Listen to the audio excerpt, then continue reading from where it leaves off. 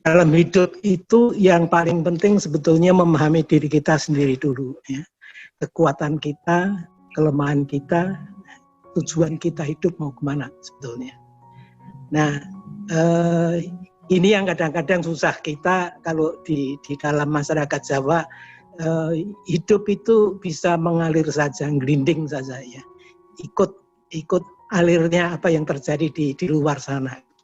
Nah, saya pikir kalau kita mau menjadi seorang intelektual atau seniman, kita tidak bisa begitu. Anut grup yuk tidak bisa. Kita harus mengambil sikap karena kita menjadi pandangan atau panutan orang.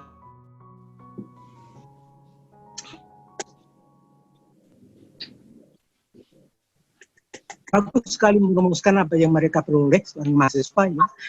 Saya bilang bahwa ini yang berbeda dengan kebanyakan mahasiswa kita di Indonesia, ya. Karena mereka ini bukan hanya melatih keterampilan tubuh, ya, kepekaan perasaan dan musikalitas, tetapi juga belajar berpikir kritis, ya. Nah, berpikir itu macam-macam gitu, ya. Berpikir itu apa itu?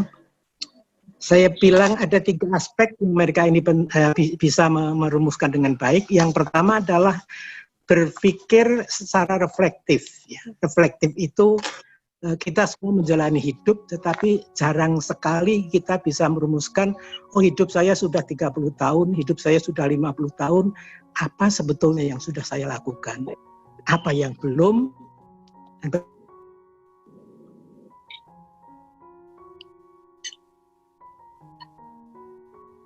tidak punya tujuan kan nggak dicapai, nggak perlu gitu. Itu yang saya bilang gelinding tadi, ya, ikut saja gitu. Kemana arus membawa kita bawa aja, ikut aja gitu.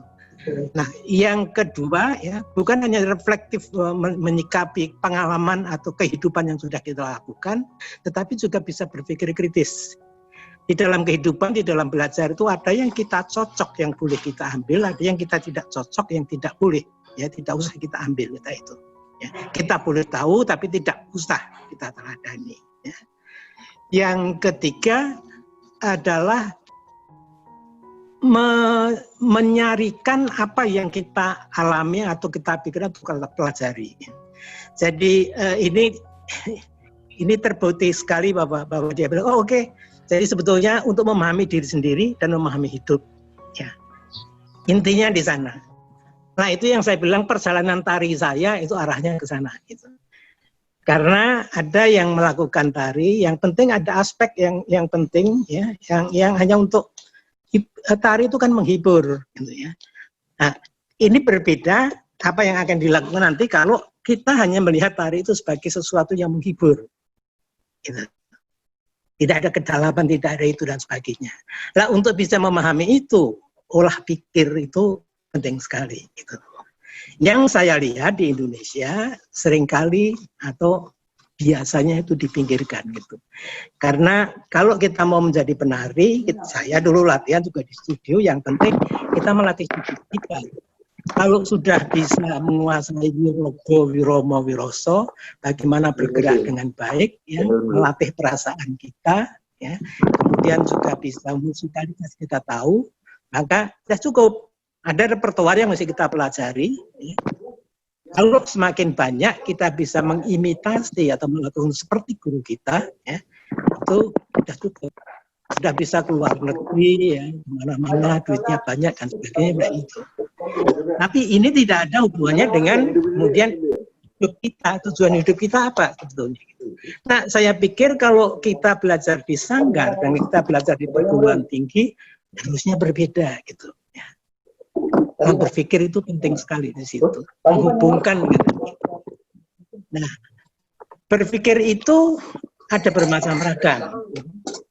Oleh karena itu, saya sertakan juga, saya kirimkan kepada Mbak Hui waktu kemarin sebelum mulai ini, tulisan saya yang catatan panjang yang saya buat untuk mahasiswa S2 saya di Jogja. Ya. Ada yang dari Pasca Isi Yogyakarta, ada yang dari UGM, ya. Ya, ada yang praktisi, ada yang penulis tari dan sebagainya, supaya memahami pikiran saya kayak apa gitu. Agak gampang gitu. Ya.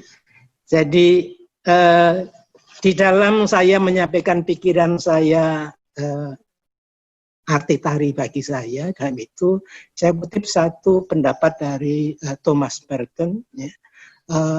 Art enable us to find ourselves. Kesenian itu bisa membantu kita untuk menemukan, memahami diri kita sendiri. Ya. Tetapi juga, ya, and lose ourselves at the same time. Tapi kalau tidak hati-hati, kita juga bisa hilang, hanyut begitu saja ya tadi.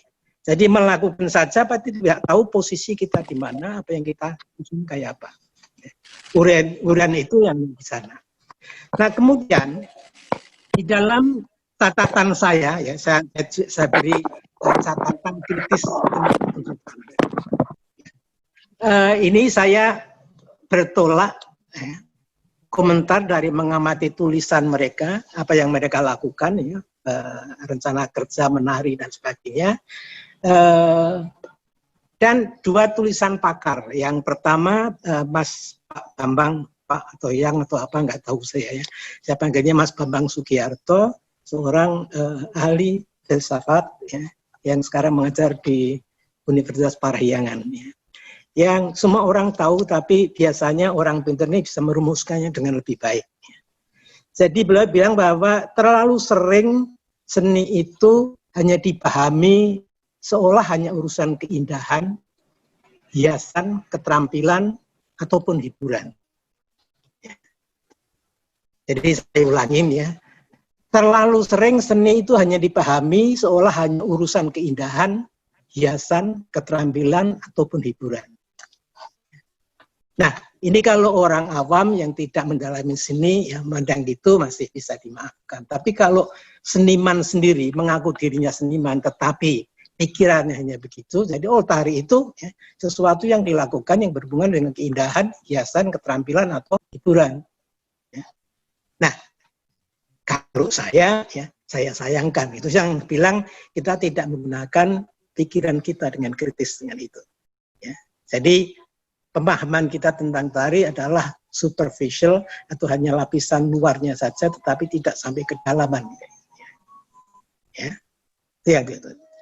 Nah, kemudian di dalam tulisan itu untuk menjawabnya, akhir-akhir ini ada seorang sarjana sejarah ya, dari Israel, namanya Yuval Noah Harari, yang memberikan gambaran. Jadi dia bukan orang seniman, tapi seorang pemikir yang bisa betulnya good artwork, sebuah karya seni yang bagus, itu lebih daripada sekedar entertainment atau hiburan. It provides, dia bisa menjadi apa ya? Provides a kind of scaffolding. Scaffolding itu kalau kita bisa membuat anjang-anjang mau naik ke atas atau tangga. Ya. Jadi karya seni yang baik itu bisa memberikan upamanya seperti tangga bagi masyarakat untuk lebih memahami, to make sense tentang hidup mereka sebagai individu atau sebagai kelompok. Nah ini kan sama dengan apa yang dikatakan mahasiswaku yang dari Taiwan tadi tentang sebetulnya tujuan akhirnya itu untuk memahami supaya kita bisa memahami hidup dengan lebih baik dengan itu. Tujuannya di situ. Nah, ini juga begitu. Sebetulnya kesenian itu memang ada aspek hiburannya. Ya. Lebih menghibur, lebih bagus, tapi jangan hanya menghibur. Ya. Ada sesuatu yang bisa membantu mereka untuk memahami siapa dirinya, ya, dan memahami kehidupan individual dan juga kehidupan kolektif dia dengan itu. Ini yang penting. Nah, nanti mudah-mudahan kalau ada waktu ya, Yuval Noah Harari seorang sejarawan ya, tetapi yang pikir-pikirannya sekarang ini lagi viral karena dia memberikan pemikiran-pemikiran yang baru.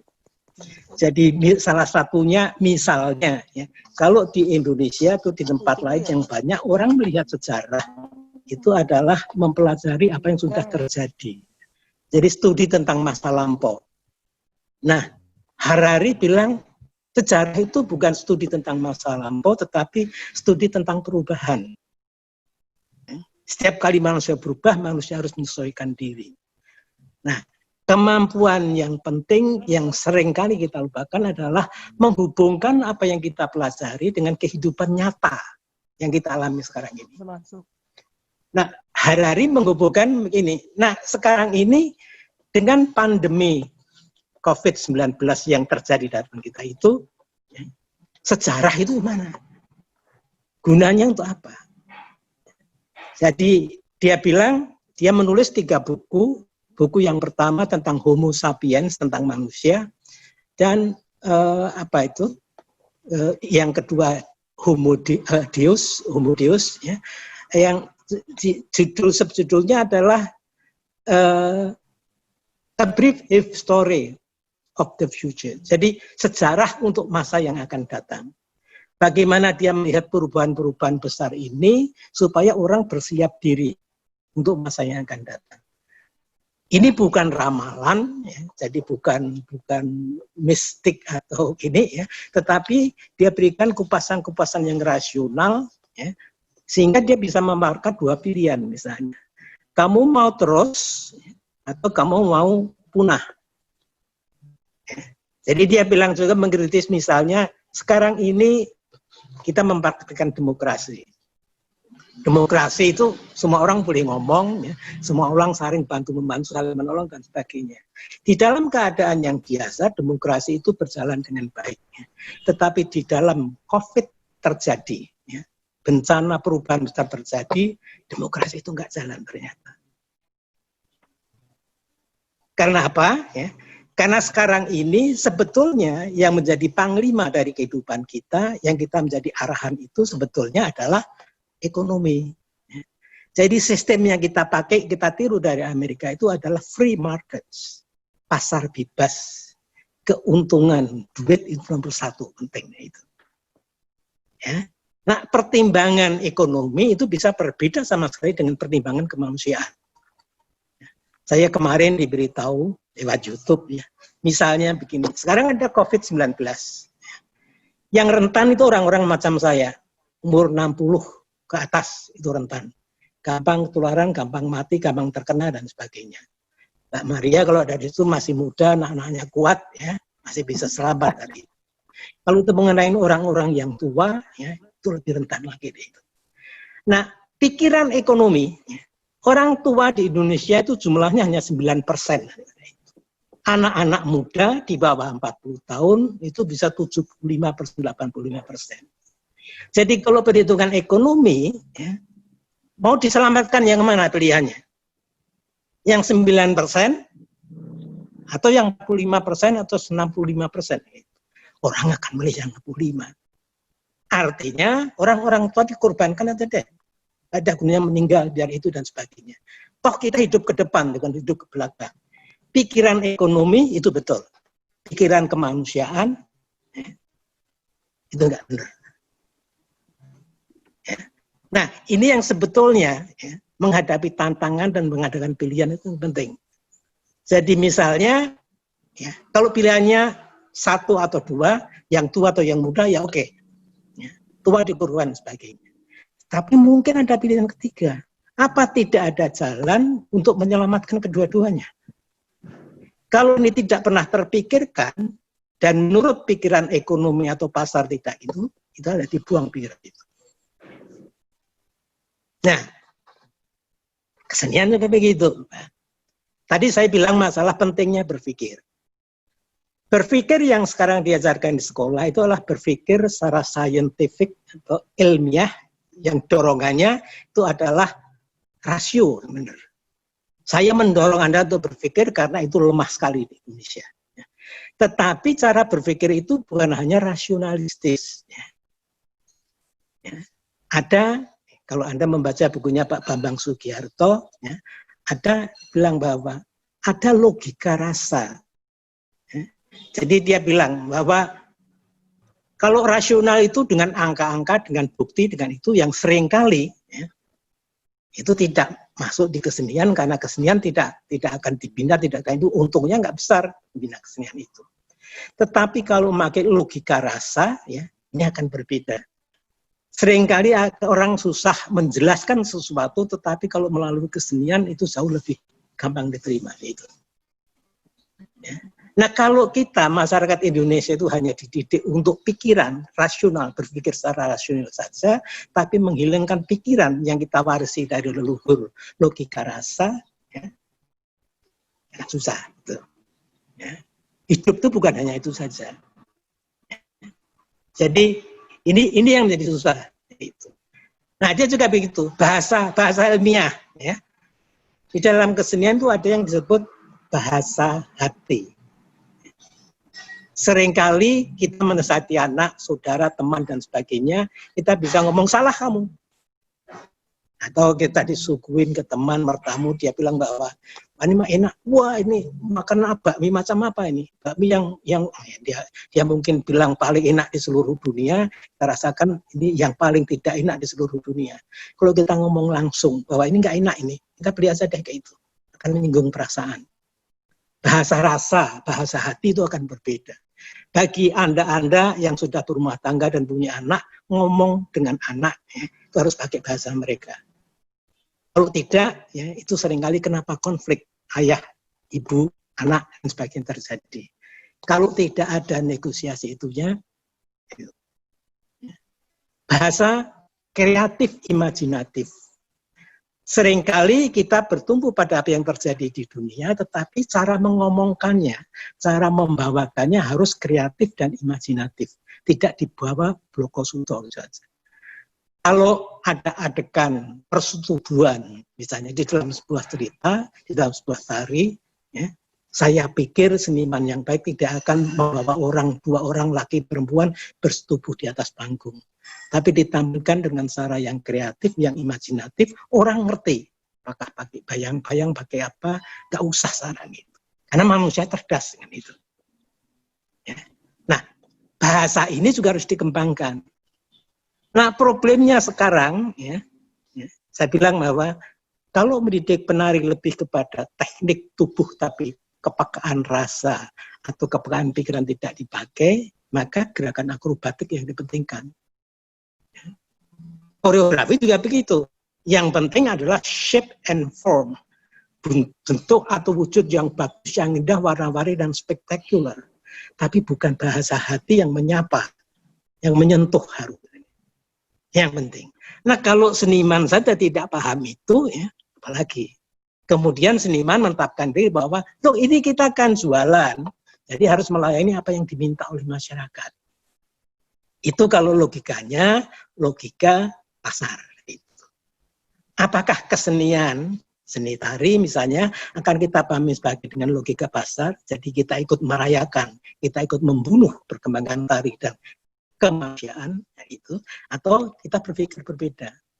Kita memang harus berbeda karena, ya, saya mulai kutipan saya dengan apa yang dibilang oleh Makoma, ya, Gregory Fuyani Makoma dari Afrika Selatan, yang mengatakan bahwa ini untuk Hari Tari Dunia kemarin, ya, we are living through unimaginable tragedies. Kita saat ini hidup di tengah-tengah, ya, tragedi yang tidak pernah bisa dibayangkan. Ya. At a time that I could best describe, dalam satu masa yang bisa saya gambarkan secara baik, kita ini memasuki era inhuman, era yang tidak manusiawi. Ya. Tribalism terjadi mana-mana. Ya. More than ever, oleh karena itu, lebih daripada sebelumnya, kita harus mempertahankan kita menari, tapi menari dengan tujuan. Bukan asal menari-nari, seriang, dapat duit dan sebagainya, tapi dengan tujuan. Tujuannya apa? To remind the world, untuk memperingatkan dunia bahwa humanity still exists. Bahwa nilai dan rasa kemanusiaan itu tetap masih ada. Kalau kita tidak, wujudnya saja kita manusia. Tapi kalau manusia tidak ada rasa kemanusiaannya, ya, jadinya kayak apa gitu. Barangkali potret itu sekarang kita bisa lihat di beberapa kejadian bertempat dan sebagainya. Ini juga yang dikeluhkan oleh Mas Bambang Sugiharto, dia bilang bahwa sekarang ini kebanyakan institusi bahkan perguruan tinggi kita itu menjadi sekolah yang mendidik tukang insinyur, tukang dokter, tukang ekonomi, tukang segala macam. Ya. Jadi yang penting adalah keterampilan, pemikiran praktisnya, rasionalnya yang penting. Angka-angka dan sebagainya. Tapi bukan mendidik manusia menjadi manusia. Ya. Ini yang agak aneh. Sebetulnya disitulah letak daripada pentingnya kesenian atau seni pertunjukan seni tari supaya kita tidak tetap ya, menyampaikan itu. Ya. Nah, ini tidak gampang. Ya. Nah, kalau orang pinter Kara Harari dia bilang bahwa sebetulnya kalau begitu keadaan ke depan ini COVID ini bagaimana menanganinya? Dia bilang begini, dari sudut pandang sejarah atau perkembangan dia. Ya. Sebetulnya orang boleh belajar tentang sejarah, tetapi harus dari perspektif yang broad, yang lebar, yang luas. Kalau hanya belajar secara angka tahun-tahun kejadian, gunanya apa untuk hidup? Ya. Jadi dia bilang kalau belajar dari masa lalu, sebetulnya dia melihat kritiknya adalah demokrasi, ya, pasar bebas nggak jalan ini. Karena kalau pasar bebas yang dianut, maka akan terjadi perlombaan menemukan vaksin untuk COVID-19. Siapa yang menemukan, nanti itu dia kemas dengan baik, tapi akan dijual. Dan dia bilang, mereka yang miskin tidak akan bisa terselamatkan. Negara-negara yang tidak selamatkan itu, misalnya dia bilang, kayak Bangladesh, penduduknya banyak, pendidikannya tidak tinggi, dan miskin. Indonesia termasuk mana saya tidak tahu. Tetapi obat itu mungkin ada, tetapi yang harus dijual dan dibeli dengan harga yang mahal. Ya. Nah, dia bilang sebaiknya kita harus memang menyusun baru yang dia bilang, yang orang bilang rame dengan new normal itu. Kita harus saling menyapa, di satu pihak kita menjadi saling rasional, di lain pihak kita harus mengembangkan hati nurani kita, rasa kemanusiaan kita. Sehingga tadi pertanyaan tadi, sekarang mana yang diselamatkan? Golongan tua atau golongan muda? Kalau pertimbangannya ekonomi, gampang sekali. Yang tua dikorbankan 9% itu apa? Ya, rasa kemanusiaan akan berbeda. Nah, agama kita itu mengajarkan banyak hal yang bagus, tapi melaksanakannya setengah mati. Nah, itu. Dan Harari bilang tentang agama. Agama itu adalah berguna sekali bagi mereka yang takut masuk neraka. Anda harus belajar bukan hanya agama, tapi juga spiritualitas. Karena spiritualitas itu lebih berguna bagi mereka yang sudah menjalani di neraka. Maksudnya apa? Neraka itu juga ada di dunia. Dan banyak orang ya, yang tidak bisa makan, sakit, tidak bisa berubah, dan sebagainya. Sebetulnya itu sudah neraka di dunia. Nah, di situ yang diperlukan bukan agama, tapi spiritualitas. Itu. Bedanya apa? Anda baca buku dia yang bagus. Tapi saya bisa memberikan ilustrasi yang bagus. Ya. Saya convert itu apa ya? Saya menjadi Katolik karena saya mencintai penari. Ya. Bukan dari awal saya terlahir Katolik. Ya.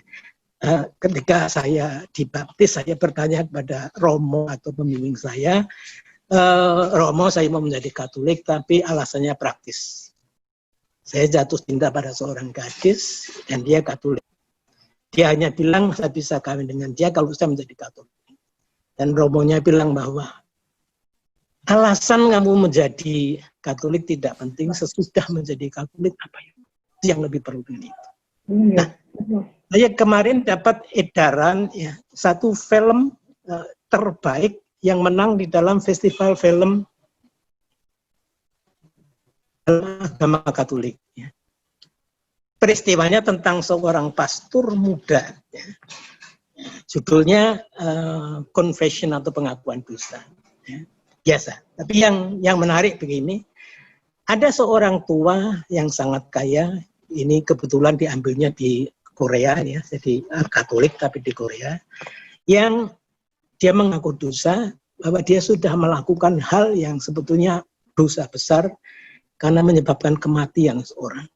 Dan dia tidak membawanya ke rumah sakit, tidak memberi santunan, tidak melapor ke polisi kayak gitu. Nah, sekarang dia sudah cukup tua, 60 tahun lebih, dia sudah akan meninggal ya, karena dia mendapat kanker usus. Dia datang ke pastor Romo dan minta pengampunan dosa. Saya kepingin ketemu dengan keluarga dan itu ya, untuk mencoba mengaku kesalahan saya dan menutupin apa saja saya lakukan. Saya bayar saya itu. Dia bilang begitu. Ya. Jadi dia menangis-nangis sampai itu. Yang menarik apa? Karena Romo kemana dia pergi mengaku dosa itu, ya, itu sebetulnya anak daripada orang yang dia tabrak dalam kendaraan, dalam aksiden gitu. Jadi ada peristiwa tabrak lari, ya, dia menabrak seorang tua, ya, terkapar di trotoar, dan ada satu anak yang umur 7 tahun yang menangis itu, minta dia tolong bawa bapak saya ke rumah sakit, tolong cari pertolongan dokter, tapi dia tidak. Dia bebas, ya, tidak ketangkep polisi, tidak ini dan sebagainya, tetapi dia merasa bahwa selama 20 tahun dia itu terpenjara dengan perasaan salah tadi. Ya. Dia ingin menebus itu sebelum mati. Nah, ternyata Romo kepada siapa? Romo muda sebagai Mangkudusa itu adalah anak kecil yang bapaknya dia tabrak itu. Romo ini berjuang setengah mati, sempat marah sempat itu, tetapi akhirnya ya, dia berdoa dalam ajaran agama Katolik. Ada doa yang semua orang harus tahu. Ya. Aku tidak bisa mengenai semuanya, tapi antara lain begini. Berilah kami rezeki pada hari ini, dan ampunilah segala kesalahan kami, Bapa. Ya. Seperti kami pun mengampuni orang yang bersalah kepada kami. Nah, sekarang sebagai Romo, dia diminta mengampuni ya, orang yang menabrak orang tuanya, meninggal. Bisa dibayangkan dari umur anak ini 7 tahun sampai sekarang 20 tahun perjalanan kayak apa itu. Tapi akhirnya dia bisa berdamai dan memberikan pernyataan pada itu. Bapak, yang terjadi begini, saya adalah anak yang berumur 7 tahun itu. Bapak saya tidak meninggal. Bapak saya itu, oh kalau begitu saya kepingin ketemu bapak kamu, ya, dan ingin menebus semua kesalahan saya. Romonya bilang bahwa, baik, tapi ayah saya meninggal 3 tahun yang lalu. Kalau kamu bertemu nanti kalau saya ke pusara, orang tua saya akan saya sampaikan pernyataan itu. Tentang Anda harus membayar kembali semua kerugian, saya tidak memerlukan itu, Anda bisa mendonasikan itu kepada masyarakat mereka yang membutuhkan itu. Orang tua ini merasa senang sekali karena sudah menghadapi ajalnya juga. Sakit kanker usus. Baik. Nah, bisa dibimbing, yaitu keluar. Romo ini masuk ke kamarnya, merenung, ngambil foto ayahnya. Dan dia bilang bahwa, Papa, mohon Papa mengampuni saya. Karena saya sudah berdosa. Tapi saya berdosa ya, untuk menyelamatkan jiwa yang perlu diselamatkan. Kalau tidak, orang ini tidak bisa mati dengan tenang. Saya mohon Papa mengerti. Karena saya memberikan dosa bahwa Papa masih hidup ketika itu. Sebetulnya papanya mati. Nah, ini adalah masalah kemanusiaan. Cara mengutarakannya bisa macam-macam, tetapi ini pelajarannya adalah memaafkan orang lain tidak mudah. Padahal ini yang sebetulnya dipromosikan oleh Harari, bahwa kita harus saling mencinta, kita harus saling dunia ini. Bisa atau tidak? Pilihannya itu, atau ya tetap seperti sekarang, ya, yang kuat ya, yang kuat akan memainkan kekuasaannya, yang menang-menang, yang mati-mati.